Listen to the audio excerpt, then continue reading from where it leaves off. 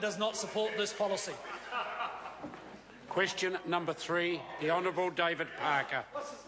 Has he read the OECD advice that introduction of a capital gains tax would, I quote, make the tax system more conducive to both growth and equity, and that, quotes, the lack of a capital gains tax in New Zealand exacerbates inequality, reinforces a bias towards speculative housing investments and undermines housing affordability? Honourable Bill Speaker, English. Yes, I have read the report and I disagree with it. In the first place, the member has left out their recommendation that the capital gains tax should tax all homes and not exempt the family home, and that secondly, the revenue should be used to cut income taxes. With respect to inequality, we've decided to approach the problem from the cause of inequality, and one of the causes of it is planning laws that limit the supply of housing, which favours existing and higher value homeowners over poorer New Zealanders who want access to the housing market. And I'm pleased the Labor Party are supporting our legislation to achieve that. Supplementary question, the Honourable David Parker. Well then, is he surprised to learn that of the 30 countries in the OECD that have a capital gains tax, only Switzerland has no exemption for the family home? Honourable Bill English. No, Mr. Speaker, I'm not surprised, and that is the weakness of capital gains taxes all around the world. That if you say a capital gains tax is going to bring the housing market under control, but then exempt most of the housing market, it's unlikely to work, and it hasn't worked as a method of controlling housing markets anywhere in the world. Supplementary question, Maggie Barry. Thank you, Mr. Speaker. My question is to the Minister of Finance. What measures has the government taken in recent years to ensure property investors pay their fair share of tax? Honourable Bill Mr. English. Speaker, well, of course, we do have a capital gains tax on people who trade property, and the government has moved in recent years to give IRD the resources to ensure that those people who trade in property and are subject to capital gains tax actually pay their tax. We've also abolished depreciation on investment property. This is expected to raise $3 billion in tax revenue over 4 years, much more than any proposal we have seen for a capital gains tax that excludes most houses. So we're collecting more revenue from the property sector than any proposal for capital gains tax that we've seen. Supplementary question, the Honourable David Parker. Why does he continue to refuse to adopt a capital gains tax excluding the family home when it is clear that it would reduce inequality, it is clear it would take the pressure off house prices, and it is clear some people would pay their fair share of tax, and at the same time it would improve the economy? Honourable Bill English. Mr. Speaker, if capital gains tax had all those magical powers, then you wouldn't see a whole lot of developed country economies on their knees because of excessive housing markets. We haven't implemented it for a couple of reasons. One is we believe the other tax measures we've taken that are collecting $3 billion in tax revenue over 4 years are more effective. And secondly, we believe that changing the planning laws to allow more supply of houses will have a much bigger impact on fixing wealth inequality than a capital gains tax. Supplementary question, Right Honourable Prime Minister. Mr. Speaker, to the Minister of Finance, has he seen any reports about a period of time between 1999 and 2008 when there was a substantial increase in the housing market in New Zealand, when there was a major amount of work done to the extent where half of DPMC's work was about the housing market? And by the way, was there a recommendation for a capital gains tax that was adopted in that period of time? Honourable Bill English. Order. Funny you should mention that. Mr. Speaker, the some of the things the last Labor government did were sensible. In 2001, it commissioned a tax review, a comprehensive review of New Zealand's tax system. And that review concluded a capital gains tax which exempted the family home would not be effective. Faced with the fastest rising housing market in New Zealand's history through the mid-2000s, the previous Labor government, in which most of the current front bench of the opposition served, did not implement a capital gains tax.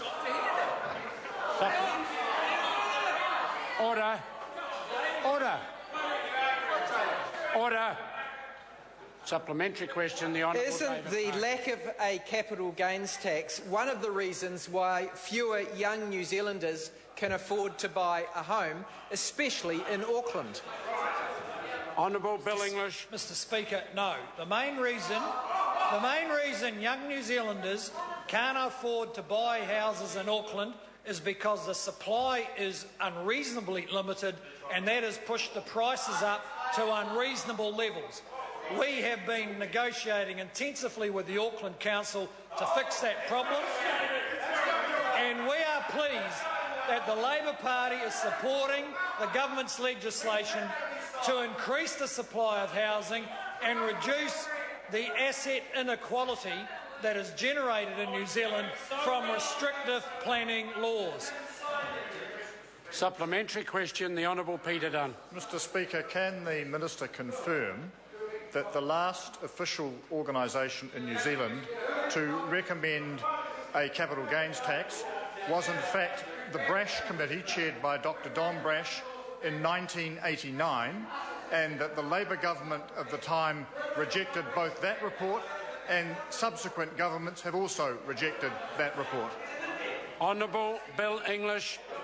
Mr. Speaker, I believe the member is right that the last time a review of the New Zealand tax system did recommend a capital gains tax was in the late 80s under Dr Don Brash. And since then, every single review of our tax system has rejected a capital gains tax, and every government has taken their advice.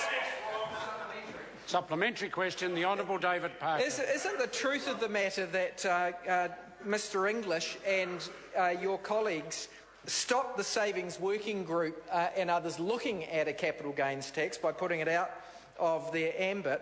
And the reality is that National's refusal to introduce a capital gains tax is that because it doesn't suit the vested interests of its backers.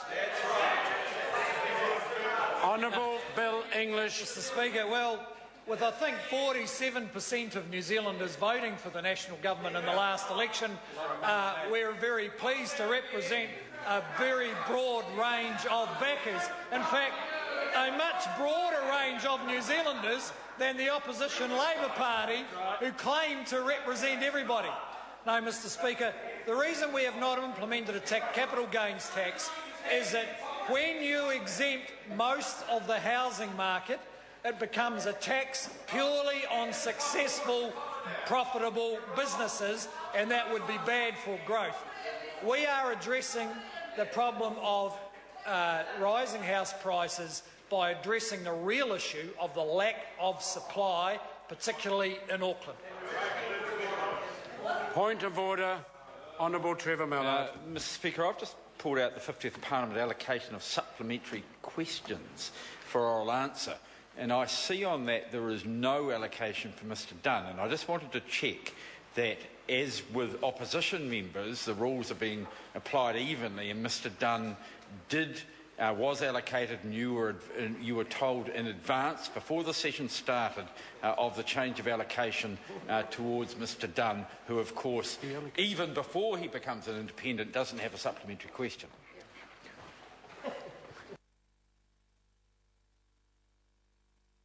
That there's been an arrangement made with the ability for the United Future member to take one question a day if he so wishes, and that arrangement is formally with the National Party. Mr. Speaker? Yeah. Does that mean that if other parties wish to enter into agreements whereby they take a supplementary up to one a day without notifying you, can we enter into that sort of arrangement? Because if that's the case, the allocation becomes stupid. It doesn't mean that. I'll hear from the Honourable Jerry Brownlee. Mr Speaker, I don't think it's reasonable for Mr Mallard to start trying to put some sort of a formulaic arrangement over this. We would welcome, for example, the Labor Party giving Mr Harawira a question a day. That would be most entertaining for the House. The point of order is simply this, that each party has its allocation, but each party has the ability within their own agreement to transfer those allocations. We have an arrangement with Mr Dunn which is notified to the Speaker, so there is no surprises for the Speaker should that question be asked. I'll hear from the Right Honourable Winston Peters. Again, Mr Brownlee, seriously, as... Order, just address the... Yeah, well, I'm addressing the argument that he put and showing why it's defective, because as you well know, such an arrangement is not discouraged, but it requires prior notice to you, which is the point you made. Mr Brownlee is about to invite you to depart from a well-laid-out procedure. I may not have made it clear enough. There is a permanent arrangement, of which I'm aware, for United Future to take a question from the national allocation, and that is permanently based. The very significant point here is the opposition every day utilises very effectively its allocation of questions. On most days, the national side of the House does not. A point of order, Honourable Trevor Mallard. Thank you. Thank you, Mr Speaker. So can I just get this absolutely clear, that it is okay for the National Party to enter into a permanent arrangement with another party for the transfer of questions, but it is not an option available to the Labor Party? No, sorry. If the Labor Party wants to approach me with a permanent arrangement of a permanent transfer on that basis, very happy to consider it. I see no reason why that shouldn't be granted. But to the best of my knowledge, the Labor Party attempts to very effectively use every one of its supplementary questions, and in fact uses some others that are allocated to other parties on occasions. Can I ask you the question, is the arrangement that you say you have already been made aware of an arrangement that, as you said, was made with the United Party? Or was it made with now Mr Peter Dunn? Because frankly, you are well aware of the circumstances whereby he ceases to be the leader of the United Party by law. Order. I've addressed that matter earlier. It was made, the arrangement was made with the United Future Party.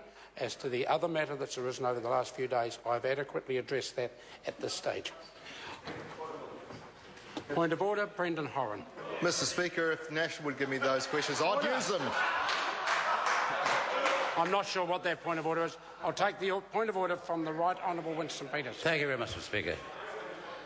I cannot believe what I just heard. Order. Mr Speaker. Mr Speaker. Order. Yeah, we've got questions for him, but we're going to get somebody else to ask it, like the serious fraud office. Would the member please come to his point of order immediately, and would there be no further interjections? Mr Speaker, well, the problem with the circumstance that you laid out was that you were going to, and you had, invited Mr Dunn to communicate with you. If he does not communicate with you this month, next month or any time soon, then how can that be actually a ruling that binds you now? Because, as I've said earlier, I have written to the member and I've invited him to address. I want to know the scale of the problem, and until I receive a response to that, I do not intend to take the matter further. Point of order, Honourable Trevor Mallard. Mr Speaker, I think you might have just made it quite seriously worse, sir. Because, sir, you indicated that you wanted to know the scale of the problem. The party is either registered or it is not. The fact that it's not registered for a few members... Order. I've addressed the matter. I am aware from the media that the party is now no longer registered, but I'm unsure of to when it might possibly be re-registered. I know that. I'm aware of that. I've written to Mr Dunn. I'm seeking an explanation from Mr Dunn, and I will not take the matter further until I've received that response from Mr Dunn. Question number 4. Question number 4, Tim McIndoe. Thank you, Mr Speaker. My question is to the Minister